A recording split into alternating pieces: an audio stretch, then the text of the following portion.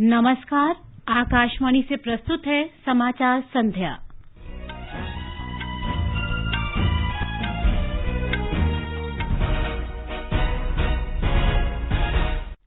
प्रधानमंत्री नरेंद्र मोदी ने आज जर्मनी की चांसलर एंगेला मेर्केल से वीडियो कॉन्फ्रेंस के जरिए बातचीत की। देशव्यापी कोविड टीकाकरण का अभ्यास शुक्रवार को होगा।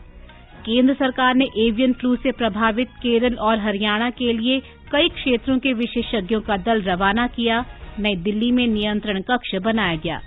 देश में कोविड से स्वस्थ होने की दर 96.36% हुई। अमेरिका के जॉर्जिया में डेमोक्रेट राफेल वार्नॉक ने संसद के उच्च सदन सीनेट का पहला रन ऑफ चुनाव जीता। अमेरिकी सीनेट में सीटों का समीकरण बराबरी पर। और ऑस्ट्रेलिया के साथ कल से शुरू हो रहे तीसरे क्रिकेट टेस्ट मैच में रोहित शर्मा, शुभमन गिल और नवदीप सैनी भारतीय टीम में शामिल। समाचार संध्या में अतहर सईद के साथ मैं प्रियंका अरोड़ा। कोविड महामारी के खिलाफ देश एकजुट होकर लड़ रहा है। आप भी हमारे साथ सुरक्षा और बचाव के 3 आसान एहतियाती उपायों का संकल्प लें। मास्क पहनें, 2 गज दूरी है जरूरी, सुरक्षित दूरी बनाए रखें, हाथ और मुंह साफ रखें। और अब समाचार विस्तार से। प्रधानमंत्री नरेंद्र मोदी ने आज जर्मनी की चांसलर एंगेला मेर्केल के साथ वीडियो कॉन्फ्रेंस के माध्यम से वैचारिक विमर्श किया। प्रधानमंत्री ने यूरोपीय और वैश्विक मंच पर स्थिर और मजबूत नेतृत्व प्रदान करने के लिए चांसलर मेर्केल की लंबे समय से चली आ रही भूमिका की सराहना की। प्रधानमंत्री ने भारत जर्मनी कूटनीतिक साझेदारी के विकास के लिए भी उन्हें धन्यवाद दिया। दोनों नेताओं ने कोविड-19 महामारी, द्विपक्षीय संबंधों, क्षेत्रीय और वैश्विक विषयों तथा विशेष रूप से भारत यूरोपीय संघ संबंधों सहित पारस्परिक महत्व के प्रमुख विषयों पर चर्चा की। प्रधानमंत्री ने भारत में कोविड का टीका विकसित करने के संबंध में चांसलर मेर्केल को जानकारी दी। उन्होंने चांसलर मेर्केल से कहा कि विश्व के लाभ के लिए भारत अपनी क्षमताओं का लाभ देने के लिए प्रतिबद्ध है। प्रधानमंत्री मोदी ने अंतर्राष्ट्रीय सौर गठबंधन में शामिल होने के जर्मनी के निर्णय का स्वागत किया। उन्होंने आपदा रोधी मूल संरचना CDRI के लिए गठबंधन के अंतर्गत जर्मनी के साथ सहयोग को और मजबूत करने की इच्छा व्यक्त की।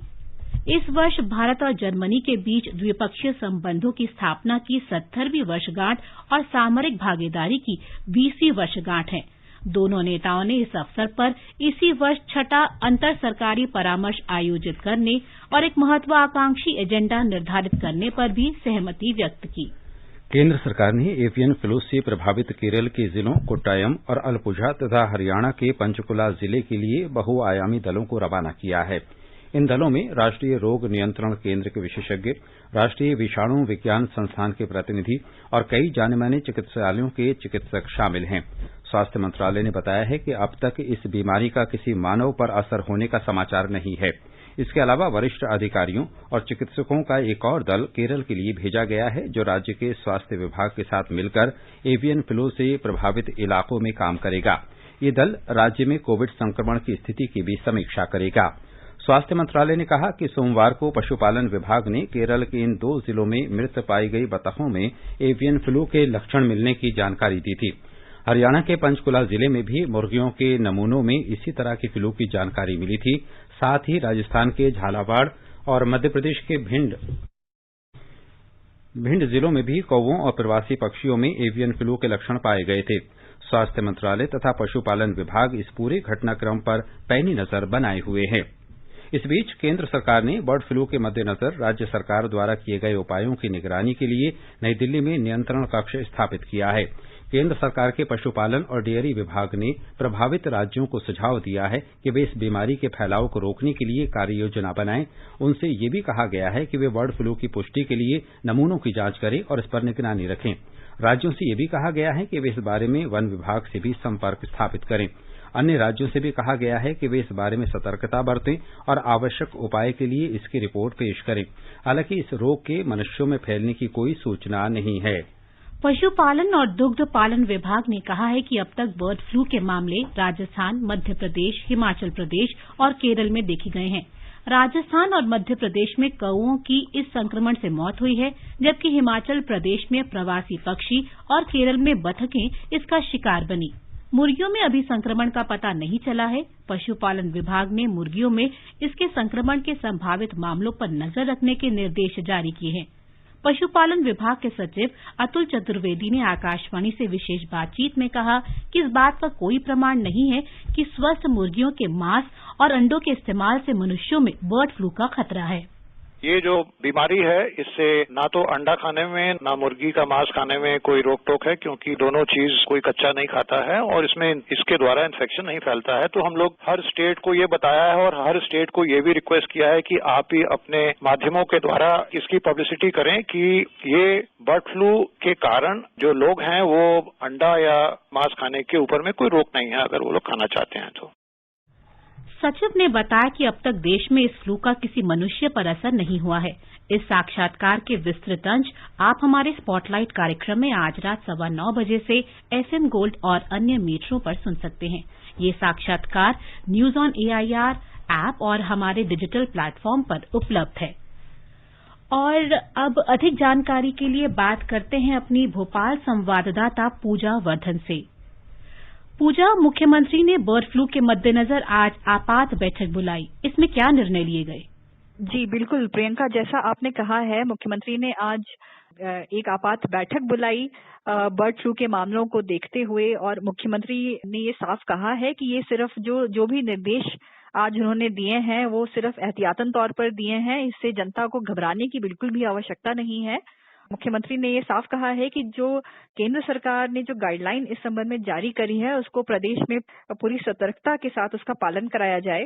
मुख्यमंत्री ने ये भी कहा है कि केरल के साथ दक्षिण भारत के जो कुछ अन्य राज्य हैं वहां सीमित अवधि के लिए मुर्गे या उससे संबंधित व्यापार प्रतिबंधित रहेगा। और उन्होंने यह भी कहा है कि ये जो रोक है ये एहतियातन तौर पर लगाई गई है। प्रदेश में जो बर्ड फ्लू की प्रतिदिन की स्थिति है उससे भारत सरकार को लगातार अवगत कराया जा रहा है।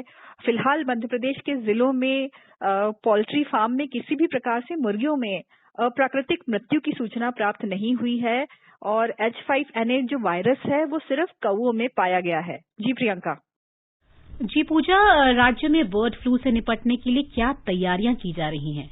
बिल्कुल प्रियंका, प्रदेश में जिलों में पशुपालन विभाग का जो अमला है वो पूरी तरह से सतर्कता बरत रहा है। कौवों या मुर्गियों में बीमारी या अप्राकृतिक मृत्यु की सूचना प्राप्त होते ही तत्काल सैंपल जो है वो एकत्र करके भोपाल स्थित प्रयोगशाला भेजे जा रहे हैं। संक्रमित स्थान जो है उनको डिसइंफेक्ट किया जा रहा है, सैनिटाइज किया जा रहा है। इसके साथ ही जन जागरूकता के लिए भी आमजनों और व्यवसायियों को, जो इससे जुड़े व्यापारी हैं, उनको भी रोग से बचाव की आवश्यक जानकारियां दी जा रही हैं। जी पूजा, धन्यवाद इस विस्तृत जानकारी के लिए। पूजा हमें मध्य प्रदेश में जो बर्ड फ्लू का जो खतरा पनपा है उसके बारे में जानकारी दे रही थी। केरल में 2 जिलों में एवियन फ्लू के मामले मिलने के बाद कर्नाटक में सतर्कता बढ़ा दी गई है। राज्य के पशुपालन मंत्री प्रभु चौहान ने कहा कि कर्नाटक में बर्ड फ्लू को फैलने से रोकने के लिए सभी जिलों में पक्षियों का सर्वेक्षण यथाशीघ्र कराया जाएगा। एक रिपोर्ट। पशुपालन मंत्री चौहान जी ने बताया है कि कर्नाटक में अभी बर्ड फ्लू की कोई घटना का समाचार नहीं प्राप्त हुआ है, मगर केरला सीमा से सटे दक्षिण कन्नड़ा, कोडगु, मैसूर और चामराजनगर जिलों में सावधानी बरती जा रही है। राज्य में बर्ड फ्लू के पता लगाने के लिए ठोस कदम उठाए जा रहे हैं। केरला कर्नाटक सीमा पर चेक पोस्ट में पोल्ट्री पदार्थ के प्रवेश पर रोकथाम लगा दी गई है। सभी वाहनों को डिसइंफेक्ट किया जा रहा है। पक्षियों के सैंपल्स और तापमान की जानकारी प्रयोगालय को भेजने का इंतजाम किया जा रहा है। पक्षी धाम में कड़ी नजर रखी गई है। पक्षी के मृत्यु की खबर तुरंत पहुंचाने के आदेश दिए गए हैं। सुधींद्र, आकाशवाणी समाचार, बेंगलुरु। राजस्थान में पिछले 24 घंटों के दौरान 10 और जिलों में बर्ड फ्लू के मामले सामने आए हैं। अब तक 4 जिले झालावाड़, जयपुर, बारां, कोटा में बर्ड फ्लू की पुष्टि हो चुकी है। इसके अलावा 12 ऐसे जिले हैं जहां पर पक्षियों के मरने की बात सामने आई है। हरियाणा के पंचकुला जिले में संदिग्ध बर्ड फ्लू के फैलने के बाद राज्य के पशुपालन विभाग ने पोल्ट्री और पोल्ट्री उत्पाद के बारे में परामर्श जारी किया है। परामर्श में कहा गया है कि 70 डिग्री सेल्सियस तक पकाने के बाद ही पोल्ट्री उत्पाद इस्तेमाल किया जाना चाहिए। चेतावनी दी गई है कि कच्चा और कम पका मांस नुकसान पहुंचा सकता है। हिमाचल प्रदेश के कांगड़ा जिले में हाल ही में पोंग बांध में मृत पाए गए 2300 से अधिक प्रवासी पक्षी बर्ड फ्लू से संक्रमित पाए गए हैं। सभी राज्यों और केंद्र शासित प्रदेशों में शुक्रवार को कोविड-19 वैक्सीन का एक देशव्यापी पूर्वाभ्यास किया जाएगा। स्वास्थ्य मंत्रालय ने कहा है कि इस अभियान से सभी राज्यों और केंद्र शासित प्रदेशों के प्रत्येक जिले में वैक्सीन के वितरण के लिए कुशल योजना और प्रबंधन सुनिश्चित किया जा सकेगा। मंत्रालय के अनुसार केंद्र सरकार देश भर में कोविड-19 वैक्सीन के वितरण के लिए जोर शोर से काम कर रही है। हाल ही में भारत के औषधि महानियंत्रक द्वारा 2 कोविड टीकों को आपात स्थिति में उपयोग करने की अनुमति दी गई है। संपूर्ण टीकाकरण प्रक्रिया को सुविधाजनक बनाने के लिए स्वास्थ्य मंत्रालय द्वारा वैक्सीन के भंडारण की वास्तविक जानकारी, उनके भंडारण के तापमान और कोविड-19 वैक्सीन के लिए लाभार्थियों के व्यक्तिगत आकलन के लिए एक सॉफ्टवेयर कोविन विकसित किया गया है। ये सॉफ्टवेयर टीकाकरण सत्रों के संचालन में सभी स्तरों पर कार्यक्रम प्रबंधकों की सहायता करेगा। उपयोगकर्ताओं के तकनीकी प्रश्नों के लिए 24 घंटे काम करने वाला एक कॉल सेंटर भी बनाया गया है। कोविड-19 टीकाकरण अभियान शुरू करने के लिए सिरिंज और अन्य सामान की पर्याप्त आपूर्ति के साथ शीत भंडारण की बुनियादी व्यवस्था भी सुनिश्चित की गई है। केंद्र सरकार ने देश भर में अगले सप्ताह से कोविड टीकाकरण शुरू करने की तैयारियां तेज कर दी है।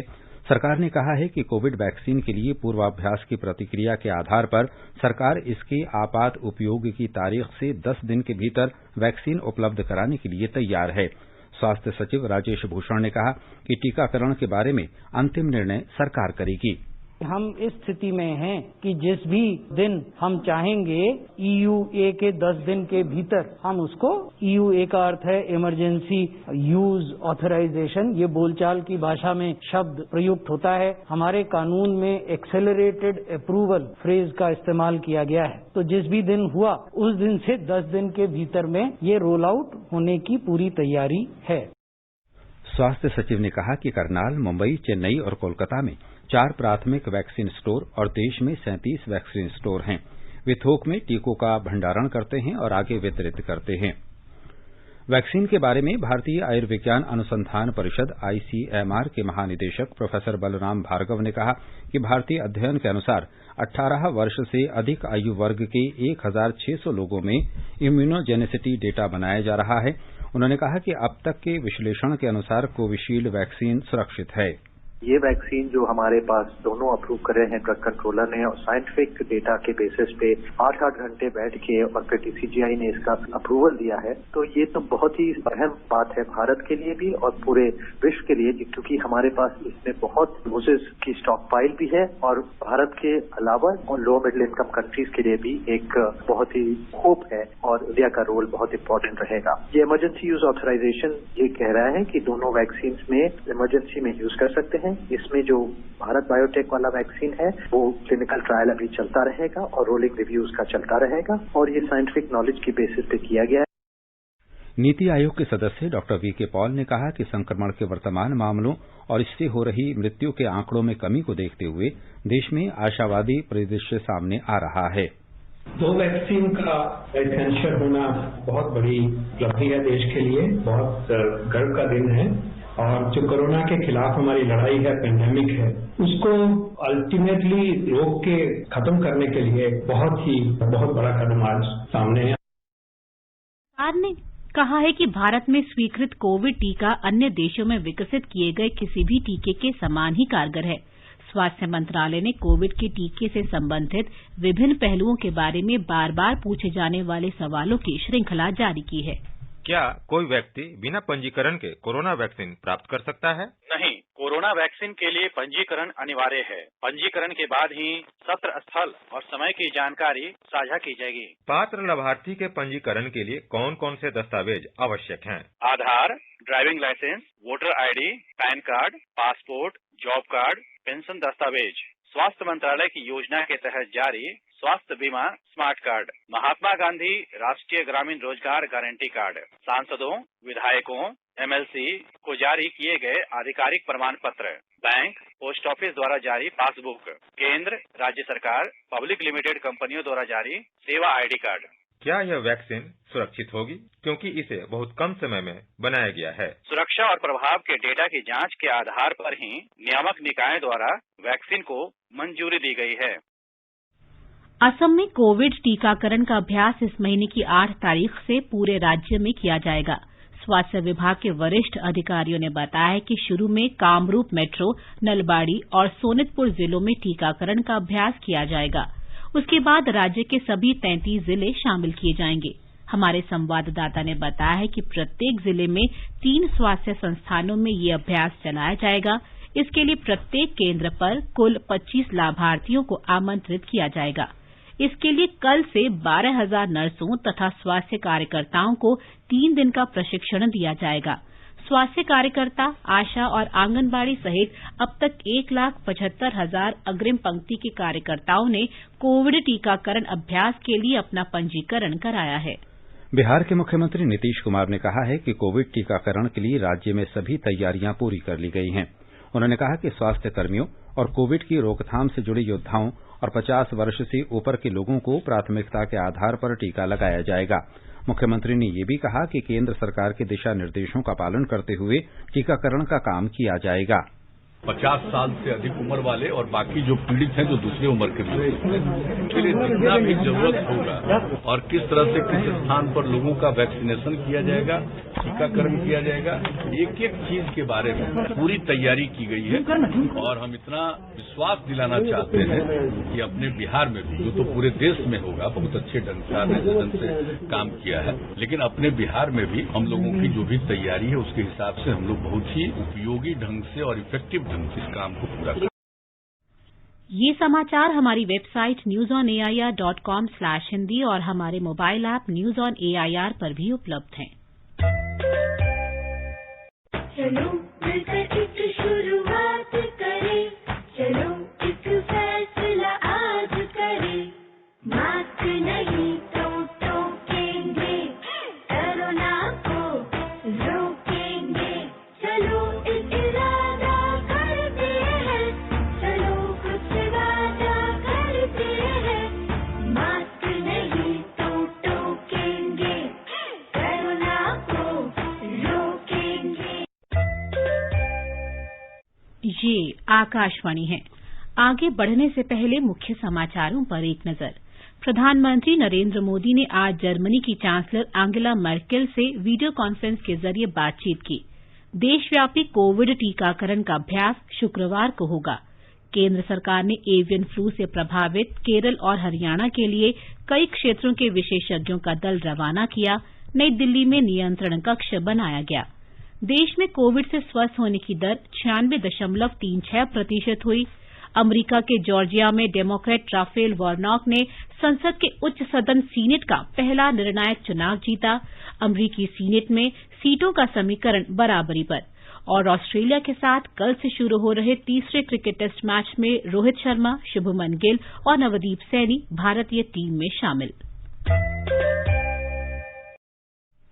देश में कोविड से स्वस्थ होने की दर बढ़कर 96.36% हो गई है।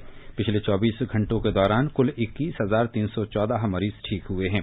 स्वास्थ्य मंत्रालय ने बताया कि स्वस्थ होने वालों की कुल संख्या बढ़कर 99,97,272 हो गई है। संक्रमित मामलों की कुल संख्या में केवल 2.19% मरीज वर्तमान समय में हैं। फिलहाल देश में करीब 2,27,000 मरीज हैं। पिछले 24 घंटों के दौरान 18,088 नए मरीजों की पुष्टि हुई है। देश में संक्रमित मामलों की कुल संख्या 1,03,74,000 से अधिक है। मंत्रालय के अनुसार देश में संक्रमण से होने वाली मृत्यु दर 1.45% है, जो विश्व में सबसे कम है। पिछले 24 घंटों के दौरान 264 लोगों की मौत की खबर है। 1,50,114 लोगों की इस बीमारी से मौत हुई है। भारतीय आयुर्विज्ञान अनुसंधान परिषद के अनुसार पिछले 24 घंटों के दौरान 9,41,000 से अधिक कोविड नमूनों की जांच की गई। केंद्र सरकार ने कोविड के नियंत्रण के लिए राज्य का सहयोग करने के लिए केरल में एक उच्च स्तरीय केंद्रीय दल भेजा है। राष्ट्रीय रोग नियंत्रण केंद्र के निदेशक डॉक्टर एसके सिंह के नेतृत्व में ये दल कल राज्य पहुंचेगा।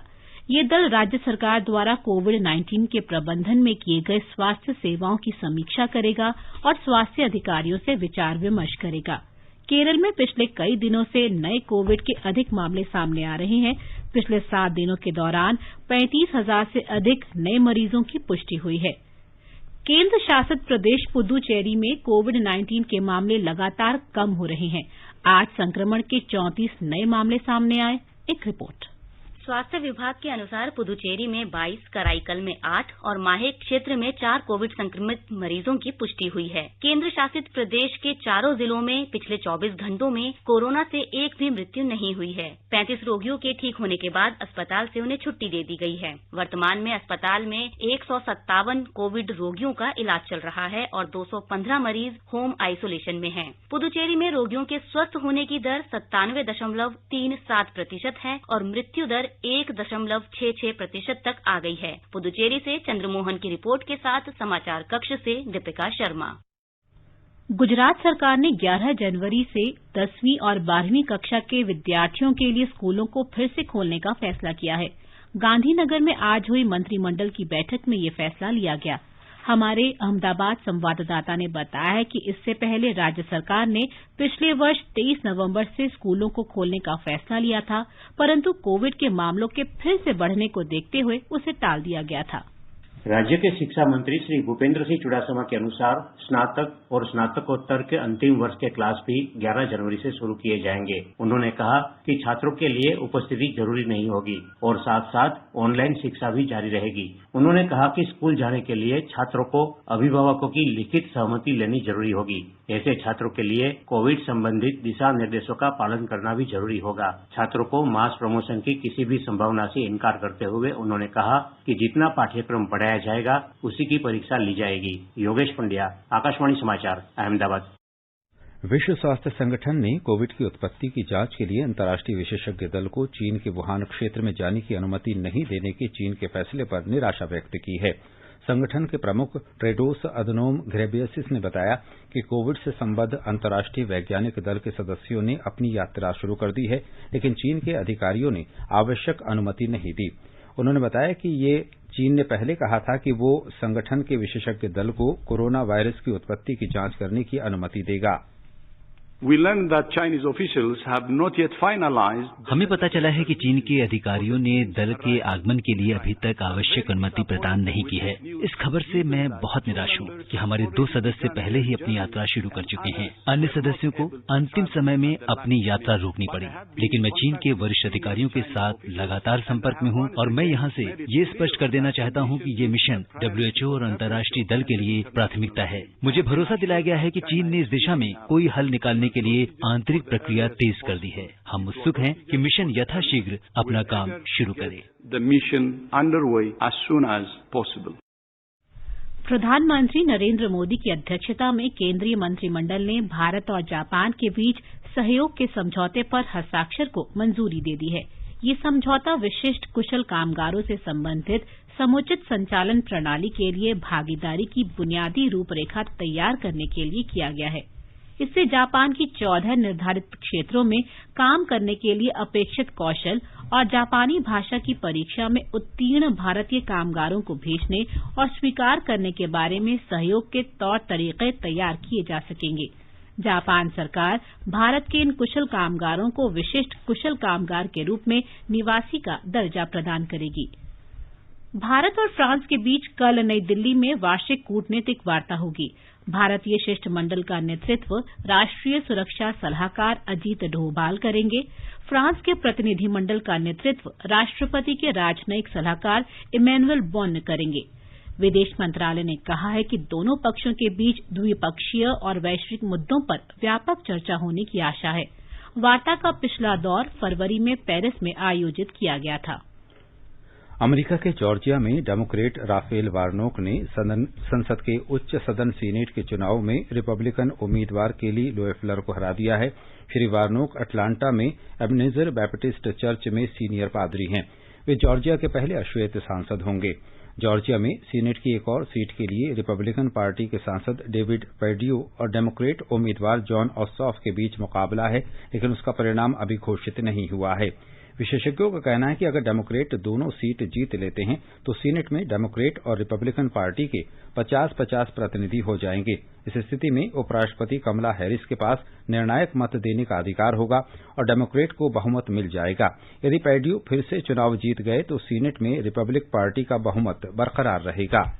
ये समाचार आकाशवाणी से प्रसारित किए जा रहे हैं। ताजा समाचार जानने के लिए आप हमारे Twitter handle @AIR News Hindi को फॉलो कर सकते हैं। समाचार संध्या में आपका फिर स्वागत है।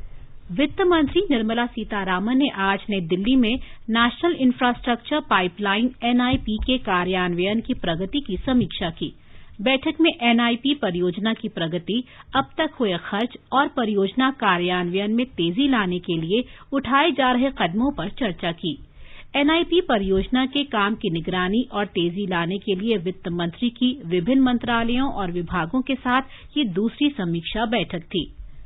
दूरसंचार विभाग ने आज 700 megahertz, 800 megahertz, 900 megahertz, 1800 megahertz, 2100 megahertz, 2300 megahertz और 2500 मेगाहर्ट्ज बैंड में स्पेक्ट्रम की नीलामी के लिए आवेदन आमंत्रित करते हुए नोटिस जारी किया। नीलामी में भाग लेने के लिए आवेदन जमा करने की अंतिम तिथि अगले महीने की 5 तारीख है। संचार मंत्रालय ने कहा है कि नीलामी इस वर्ष 1 मार्च से ऑनलाइन शुरू की जाएगी। नीलामी वाले स्पेक्ट्रम की वैधता 20 वर्ष होगी। उत्तर प्रदेश के मुख्यमंत्री योगी आदित्यनाथ ने बदायूं दुष्कर्म और हत्या मामले में विशेष कार्यबल को जांच में सहयोग करने के आदेश दिए हैं। उन्होंने बरेली के अपर पुलिस महानिदेशक से घटना का विस्तृत ब्यौरा देने को भी कहा है। हमारे संवाददाता ने बताया है कि मामले के मुख्य अभियुक्त के बारे में जानकारी देने वाले को 50,000 रुपए के इनाम की घोषणा की गई है। इस वर्ष 26 जनवरी को होने वाली गणतंत्र दिवस परेड कोविड-19 से बचाव के सभी आवश्यक एहतियात के साथ आयोजित की जाएगी। परेड का संचालन पिछले वर्ष की तरह ही होगा, परंतु सभी गतिविधियों में सुरक्षित दूरी का पालन सुनिश्चित कराया जाएगा।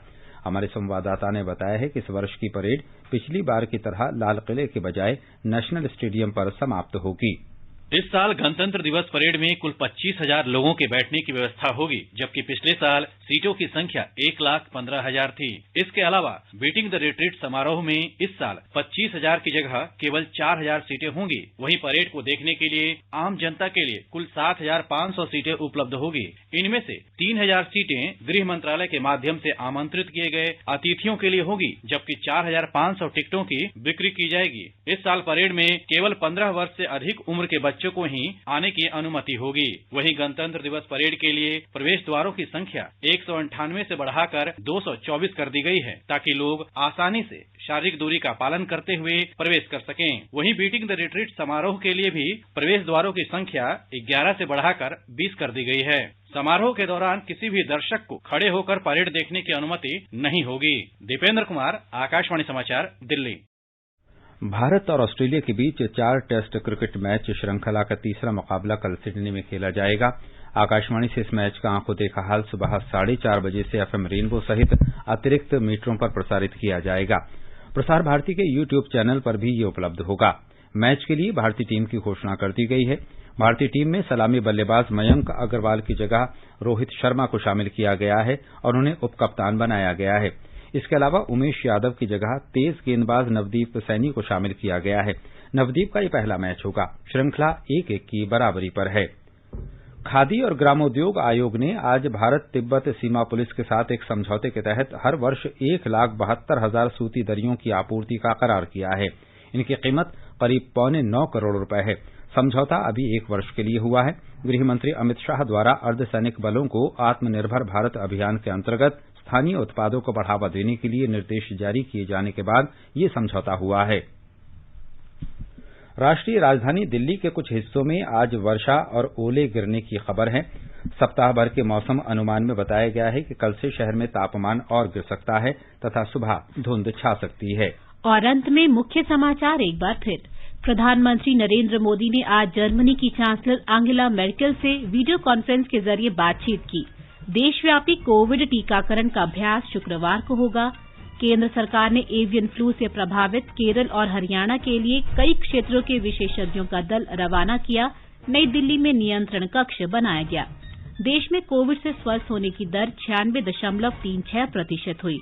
अमेरिका के जॉर्जिया में डेमोक्रेट राफेल वार्नॉक ने संसद के उच्च सदन सीनेट का पहला निर्णायक चुनाव जीता। अमेरिकी सीनेट में सीटों का समीकरण बराबरी पर। और ऑस्ट्रेलिया के साथ कल से शुरू हो रहे तीसरे क्रिकेट टेस्ट मैच में रोहित शर्मा, शुभमन गिल और नवदीप सैनी भारतीय टीम में शामिल। इसके साथ ही समाचार संध्या का ये अंक समाप्त हुआ। नमस्कार।